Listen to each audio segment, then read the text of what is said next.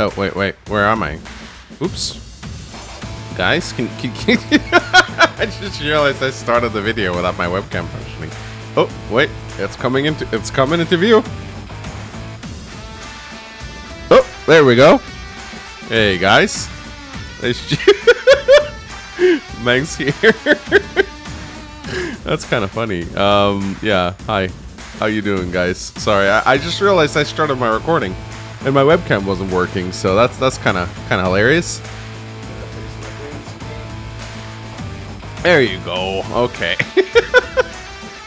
Dude, I don't know why I'm so orange today. Why am I so orange? Look how orange I am. My goodness. Anyway, guys, hello. Welcome. Dude, now I look like a ghost. My goodness. Great video, am I right? Professional YouTuber right here. We love a professional YouTuber, don't we? That's better. So yeah, hello ladies and gentlemen. Today we're going to be taking a look at someone's, not like first game, but we're going to take a look at a noob game. And I have some things to say here. Now before people get OCD, I'm going to block out people. People like it sometimes when I cover the airport with my shoulder. Other times people go crazy. You know what? This is going to be one of those days where I block the airport with my shoulder. Can't please everyone, right?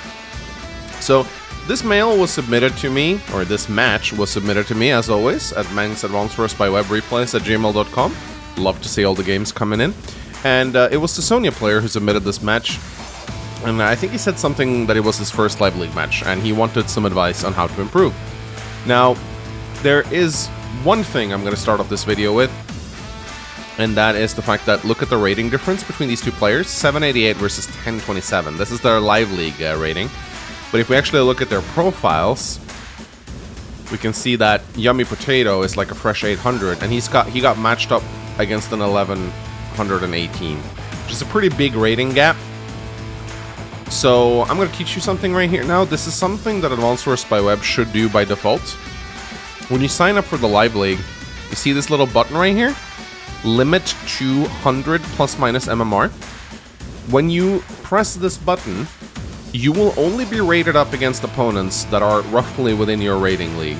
If you're an 800 Live Leaguer, then you won't go any higher than 900. It will improve your queue times, and quite considerably too in certain situations. Like it can really make it go from 30 seconds to 10 minutes.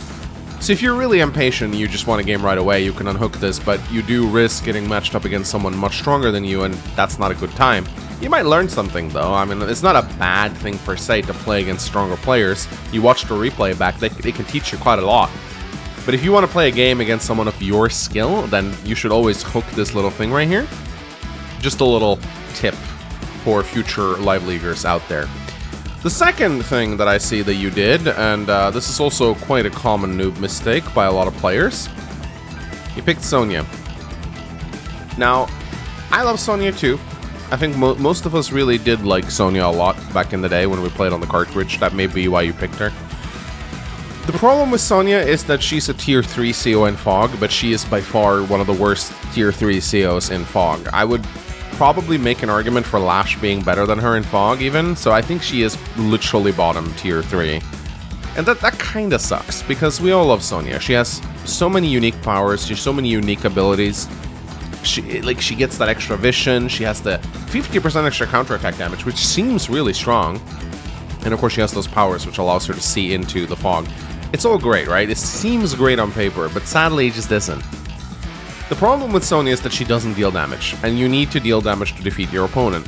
Sonja's powers doesn't really improve her firepower, and the fact that she has that bad luck doesn't seem like a lot, but it adds up over the course of a match. Makes her fail a lot of wall breaks, makes her fail to interrupt a lot of captures. It just adds up over the course of a match, and it's just a constant nagging reminder that you are playing a low firepower CO. Now, if your powers increased her damage output, then that would be something, but they don't. Sure, Counter Break has some play. I could make an argument for Sonja being stronger in high funds, maybe, because, or at least in more high economy games, because you pop Counter Break, you build bombers, for example, your opponent can not target those bombers with anti-air without getting shot down. Her Battlecopter game is quite strong too, because you can't attack her Battlecopters with your Battlecopters without getting wiped out. So, Sonja can do some things with her superpower, and it is cheap. The problem is that she really needs the damage output, which is why in Dual Strike they gave her the damage reduction or the terrain reduction, which was actually a really cool day-to-day and something that the devs should consider giving her. Because, you know, it's kind of sad to see that Sonja is just like bottom tier. She's never picked. So you're also up against Kindle, who is like one of the best tier 3s in Fog. So, the deck is really stacked against you from the start here. Not only did you get matched up against a far stronger opponent, you also picked the worst CO. So what we're going to do here is we're going to focus mostly on Yummy Potato's movements. A lot of people ask me, can I just show this game from Yummy Potato's vision? I cannot. You can do that with the Demon Hunter's replay viewer, but the site does not allow you to just view individual players in the fog. Another thing that they should add, in my opinion, at least I looked around for it everywhere, I couldn't find anything. So, but I'm going to be skipping Quail's turns for the most part, and we're just going to be focusing on Yummy Potato. So yeah, ladies and gentlemen, let's get into this game, shall we? Let's see how it goes. Baboosh. So the map that they are playing on right now, what was this map called again? Usually I'd be able to see it if I pressed the menu, but this map we played on this map during the former Advanced Wars Grandmaster tournament. Yes, I remember this. This was the Sami Mirror map that ended up becoming a capture fest because we set the capture limit so much lower in the tournament. So yeah, this is an interesting map. You got rivers right here, which means that your infantry will be able to reach the cities, but it takes a while for vehicles to get out here. We do also have airports. Yes, I know I am blocking one of the airports, but it is right there. So there are airports on this map. They're kind of far away though, and the map is very open, so I'm not really sure. I don't usually see a lot of battlecopters built on this map, so we'll see. Anyway, I said I was gonna skip Quail's turns, so I'm gonna do that right now. So Yummy Potato, I don't see anything wrong with his opening or your opening right now, but he's building a recon, which is do you want to build recons as Sonja? Like, that's the question, right? Because on one end, yes, they can see hella far. But you could also make the argument with Sonja that tanks are okay, because her tanks have 4 vision, which is almost as much as other people's recons. Double recon, yeah, so already here, I can already tell, like, you are going absolutely bonkers with this. I mean, there is an argument to be made for recons on this map, because the infantry are so unprotected at the start. But I think going double recon against the Kindle player is just not smart. So, at least now, and now you can't even build a tank, so yeah, that's not great. So at this point, I don't think I can skip the Kindle player's turns anymore, because we do need to focus on what your opponent is doing right now. But as for openers, I'd say double recon is very feisty. Also, this is just incredibly reckless. Keep in mind that, you know, you don't want to be moving too far ahead, and at least not on a road. So I think instead of... Is there any other different way you could have done this? I think maybe attacking... Probably moving like this and attacking, but I mean... Just attacking into Kindle to begin with, especially on a road. I mean, you take more damage than you deal. So there comes the tank. That's good. I think maybe you should have built that a little bit earlier. And yeah, now you can see just the power of Kindle right here on a comm tower. It just sucks. That recon one-shots. It's so strong. Sonja just can't do that, which really sucks. And yeah, look at this. Just getting absolutely hammered right here. Now, funnily enough, when the replay kind of bugs out when viewing from Kindle's perspective, it doesn't show HP until Sonja's turn. Keep in mind that the aspect that hides your HP from the opponent is kind of useless in most cases, because your opponent can still calculate how much damage they're doing. I will make an argument for Sonja being a little bit stronger in Live League, actually, because it's harder to calculate that on the fly when you're on limited time. But it's not like Sonja's like good in Live League. She's just slightly better in Live League. I like this little move right here with the recon. Sees the tank coming. It's actually a pretty good move. I still don't agree with the double recon. And here, 1, 2, 3, 4, 5, 6. Yeah, this is pretty decent. This is a safe engagement to make since the tank statistically will be here. Building mechs. We did see a lot of mechs on this map last time, and it drove DJs insane. But I actually think mechs are pretty decent on this map, because they can cross the river and threaten vehicles immediately. Sonja mechs, of course, aren't very good, and the counterattack damage that they do, I don't usually think matters unless they're on terrain, because they're just going to take so much damage anyway. But yeah, one thing you got to stop doing, Yummy Potato, is you got to stop putting units in front of cities, because that's like so hard when you're playing against Kindle, man. It's just knocked over something, I bet. It's really, really rough, man. To like, you need to not let Kindle get those city shots off. And here, you might lose your comm tower now. You don't want to be 2 comm towers behind Kindle. The tank is going to take a while to arrive. Just look at how slow the vehicles arrive here. So yeah, going in for the attack here, you do also have the you could have attacked with the recon first, actually. So that's another little blunder. You could have just gone whoop, and then you could have put a unit on top of the city to prevent Kindle from getting it. So not utilizing the recon properly right there. Because now Kindle, what Kindle's going to do now is she's going to pull this infantry off, attack from the comm tower, boom. Your infantry is now dead. Now, of course, the tank is going to come in to interrupt the comm tower, but still, just, you have 2 recons here. Use them. So, mech's moving out right now. Some tanks coming in as well. Yeah, this recon is probably dead. I mean, Kindle, there's nothing really stopping Kindle from just sitting on the city now. When you're playing against Kindle, you just have to try and deny her the cities. You got to put your units on top of cities so she can't get them. So, recons and tanks coming out here, and yeah, just killing the recon, pulling back. And interesting, okay. Alright, recon on recon violence. Okay, I think he... Alright, is he going to be able to kill it? No, okay. I guess he didn't really know how damaged the recon was. So I guess this is one example of Sonja's powers. Let's see how low it dropped. Okay, he got it to 1 HP, so it might have been a luck roll, actually. He just didn't roll. Fantastic. Okay. So here you have a very cool 1 HP recon that can still be used for scouting. You pull this back, you keep it alive. New players throw away their recons way too easily, and it's really annoying. And here, yeah, once again, you're taking an engagement. So as a new player, you have to understand that where there is a tank, there is very often another tank behind it, right? You see that a tank is here, which means that next turn there's going to be another tank here, most likely. And in this case, this is true. There's two more tanks. You never want to do a tank chain attack unless there's another tank behind your tank. This is just a good rule of thumb. You see a tank in the fog, you have 1 tank yourself, don't attack the tank in the fog. Not unless you're sure there's not another tank behind it. And in this case, there's no way you can now. So this is just a bad attack. You're just gonna lose the tank. So you see, never attack with a tank unless you have another tank backing it up. Because in the fog, that's probably just gonna mean you're gonna lose your tank.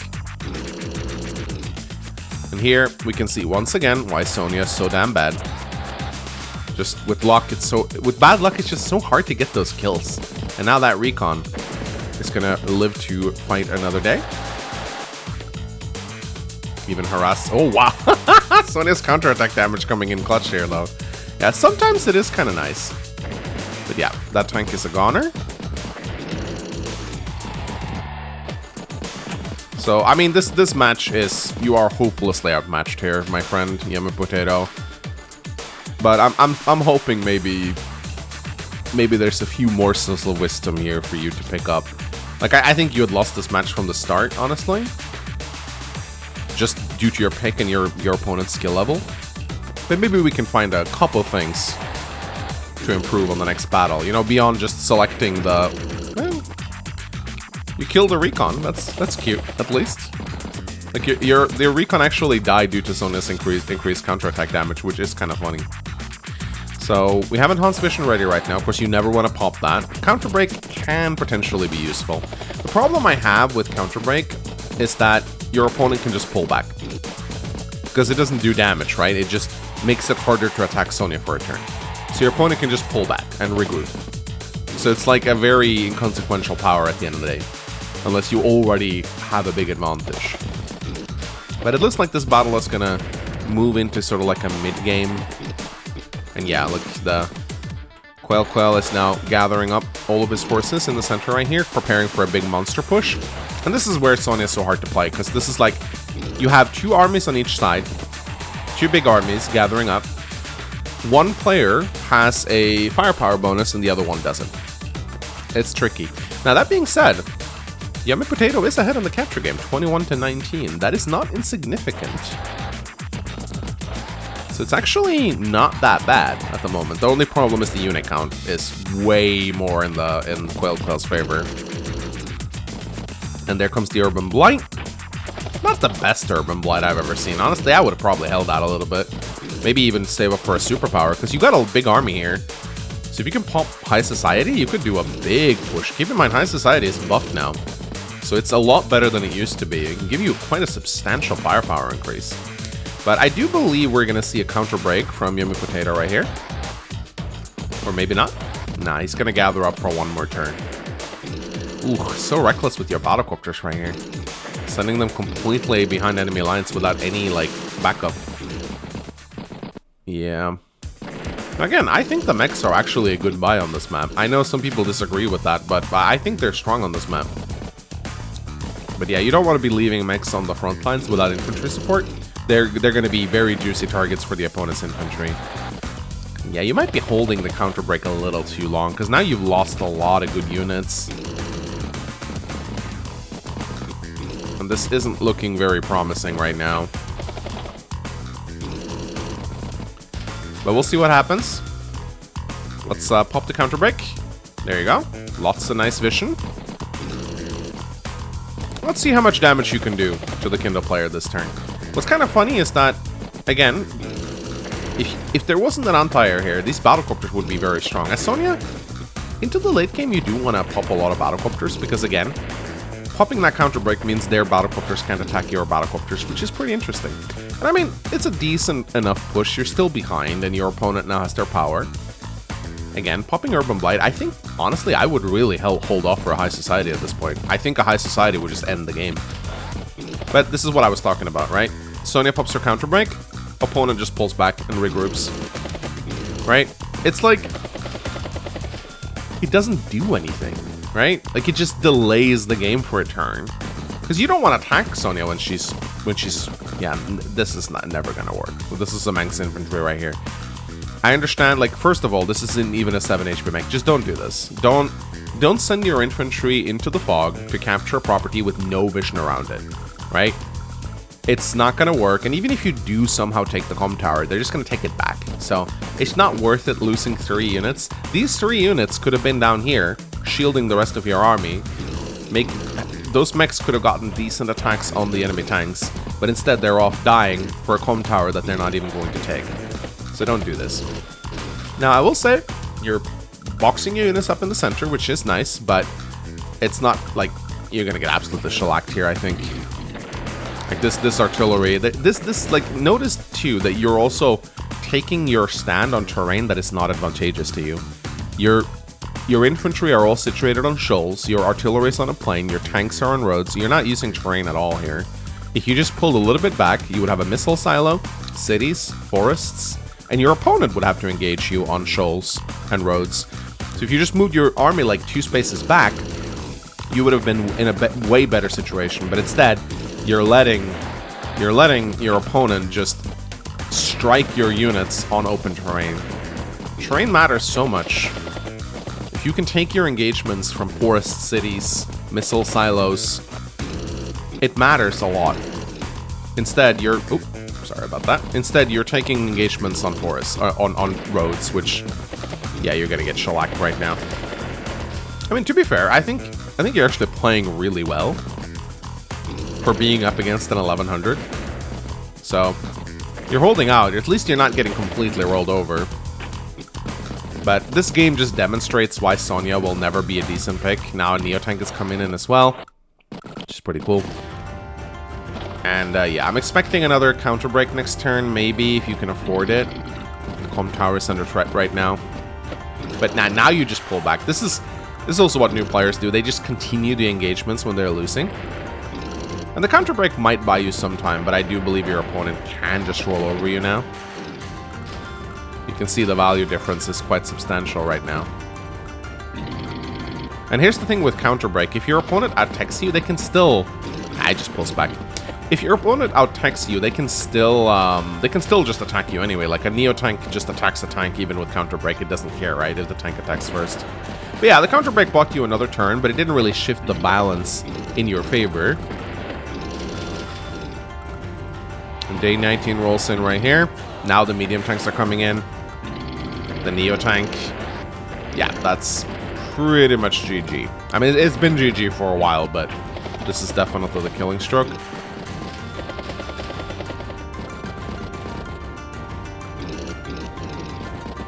I mean, okay. Yeah, newer players don't tend to resign very easily. This is Bomber. So I do like Sonja Bombers. It's far too late, but Sonja Bombers are one of the things that actually makes her competitive, at least in the late game. Again, they can be very nasty, because your opponent essentially needs fighters to kill them when counter break is active. But as you guys can see, yeah, Quail Claw is just going to roll over right here. There's the Urban Blight. And this is probably a resign? Yeah, that's a resign. So yeah, a bit of a lopsided game today, ladies and gentlemen. But the reason why I chose it is I wanted to highlight just a couple things with this game. I mean, I know the game itself wasn't necessarily like super exciting or anything. But I just wanted to highlight the button that you should click when, you know, the 100 MMR button. Very important to do that. Remember, everyone that's new, hook this. Second, don't pick Sonja. Almost never pick Sonja. There's some maps where she's better, but there's almost no maps where she's the best pick, I think. Just pick Kendall and Tier 3 Fog if you want like an easy CO to use. And yeah, just don't be reckless. Don't send your units behind enemy lines without any kind of vision or support. Keep your tank chains, and keep playing Advance Wars. Hopefully you found some value in this, Yummy Potato. I hope you learned something from this. I'm not the best teacher, but I hope I was able to impart some advice on you. And hopefully your next Live League match goes a lot better than this one. Thank you so much for watching, everyone. My name is Mangs, and I'll see you again soon. Bye-bye.